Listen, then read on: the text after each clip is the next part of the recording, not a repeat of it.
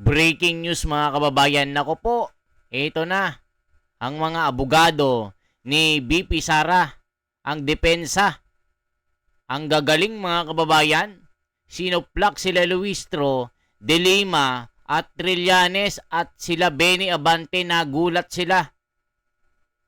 Mga kababayan, tila patay na ang impeachment, tila nilibing na agad dito pa lang. Nako mga kababayan ko, kawawa naman ang mga nagluto ng pusit. Yari na. Malabong malabo na maituloy ang impeachment. Ganito po katindi ang resback ni BP Sara. Kaya ito na po mga kababayan, panoorin po natin. Abril 23. Ngayon lang po ito mga kababayan. Talagang sumabog sa galit si BP Sara na pagkaitan ng kanyang karapatan. Kaya ito na, Korte Suprema, tila mag-i-issue na ng TRO para itigil ang walang kwentang impeachment na ito. Mga kababayan, panoorin po natin. Ito na po. Attorney Michael Pua, may matinding statement dito. Through the processes, no? And probably even in the impeachment court kung umabot doon. So yesterday, alam naman natin yung mga naging issues. It's the SALN, no? And then of course the AMLAC or AMLC report, and then all the others pa like yung SEC, BIR, and all that. So ang main focus naman kasi, and of course the testimony of former Senator Trillanes, no? So, mirapat lang namin na sagutin yon sa inyo.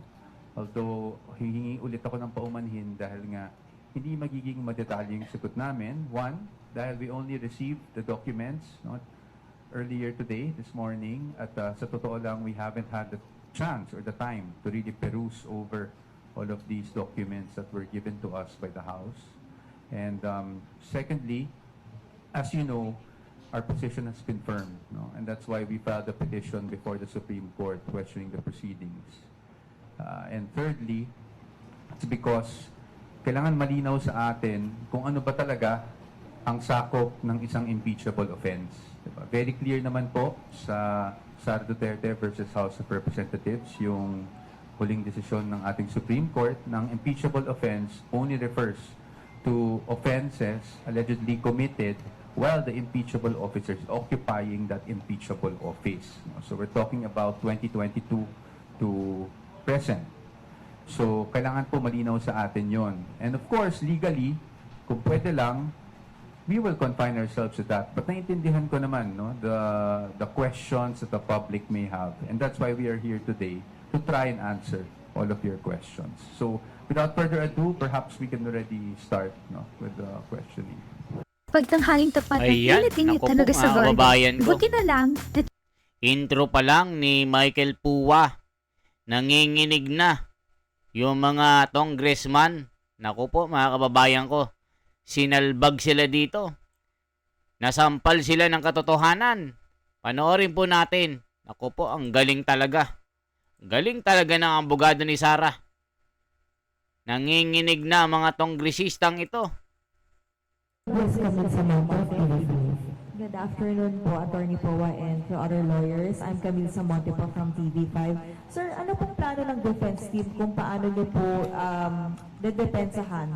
O, I know na nag-release na po ng statement si Vice President Sara Duterte denying the accusations of former Senator Trillanes and yung mga naging findings po dun sa kanyang SALN at ng AMLAC. Pero paano nyo, sir, yung dedepensahan kung sinasabi po ng bise na lahat ng kanyang pera, ari-arian ay idineklara sa SALN niya, pero hindi po nagtutugma doon sa findings mismo, doon sa mga dokumento na pinresenta kahapon, maging yung mga financial records and transactions po na ipinakita ng Anti-Money Laundering Council? Opo. Actually, ma'am, yung salitang hindi nagtutugma is a conclusion in itself, no? Yan yung posisyon namin. Para po sa amin, actually, wala naman pong hindi nagtutugma. Perhaps it's just the way that things were presented. obviously, as I said, we cannot disclose how we will defend the Vice President. But yung nangyari kahapon, of course, is something we already expected as a defense team, lalong-lalo na nung alam natin na itong committee hearings, nababalitaan natin yung mga subpoenas. So, we were expecting those things, but yung gusto ko lang i-clarify, yung hindi nagtutugma, yan yung misconception na gusto nating ma-clarify today, no?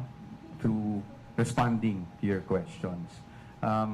Again, we cannot go into details on how we will defend, but syempre, iba kasi. Ang point namin is yun nga iba yung pag nasa trial na tayo kasi at least doon, we can test the credibility not only of the witnesses but even the documents that are being presented. Are you saying, sir, na yung mga pinresenta, for example, yung mga allegations po na ipinakita ng mga dokumento ni former Senator Trillanes, is not credible enough kahit na nung tinanong po ito sa AMLAC ay na-confirm naman nila? No, I'd like to correct that. No, I don't want also the former senator to also get a misimpression that I'm not saying it's not credible. What we're saying is we don't know, and we need to test the credibility of all these things. In fact, even in the Justice Committee, di ba ang sinasabi nila, we're only here for probable cause. We're not here to test the credibility just yet. Di ba ganun din? So that is why kaya nga may trial. Kasi kung yung mga bagay na yan credible na, so ano pa ang ba't pa tayo mag-impeachment trial, hindi ba? So, kami talaga, we believe that pagdating ng panahon, kung talagang ito ay matransmit sa impeachment court, we are confident that we will be able to show na walang katotohanan yung hindi nagtutugma, no? Yung mga pinakita kahapon dun sa mismong salin. It's, siguro, I don't want to get into details, but I'm also not saying na kasinungalingan yung mga present kahapon. What I'm saying is the way it's presented. No, the way it's presented, doon tayo magkakaroon ng pagkakataluhan. Kung accurate ba yung presentation na gano'n. Next, DJ Mendoza na 25. Sir, I understand. Yung sa ano muna tayo, sir, sa may AMLAC report.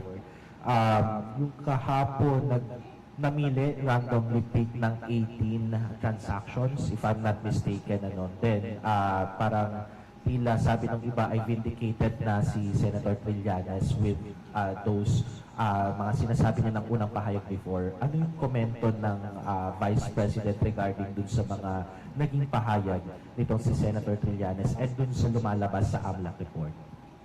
Well, sa amin naman, we don't really want to comment on the vindicated or anything like that. Kasi ang position talaga namin, vindication will come once it's all presented in the impeachment court and we're able to cross-examine all the witnesses and to test the evidence. No?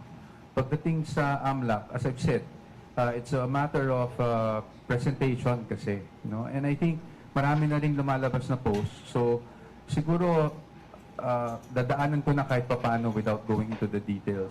I think nakikita naman natin sa mga posts na the way the AMLAC numbers are presented, aggregate kasi yan. Ibig sabihin, lahat ng withdrawals mo, lahat ng deposits mo, pagdating sa inflow and outflow, pinagsama-sama. So, simplihan ko lang. Meron akong 1,000 pesos. Dineposit ko. Withdraw ko. Diba? Ang lalabas sa total transactions mo, 2,000 na. Pero actually, ang nasa bangko mo, 0 na. Diba? So, ganun kasimple, no? Now, and so, kaya sinasabi namin, na, again, hindi ko sinasabing maling AMLAC. I want to show due respect naman to AMLAC. But the way that AMLAC data is normally presented is that it is an aggregate of all transactions. Siguro balikan natin yung 2017, di ba nagkaroon ng issue na dyan noon.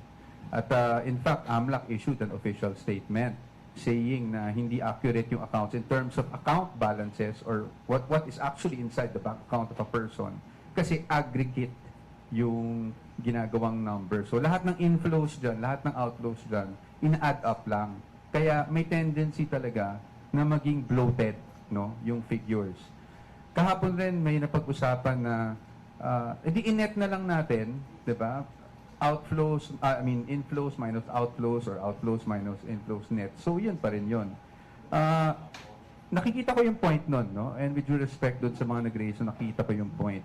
But our point naman is, kung bloated na yung outflow mo, tsaka bloated na yung inflow mo, edi bloated din yung net, di ba? So doon na kami pinanggagalingan. Again, I don't want to go into the details na, but para lang maintindihan ng taong bayan, na ganun kasi the way it's presented.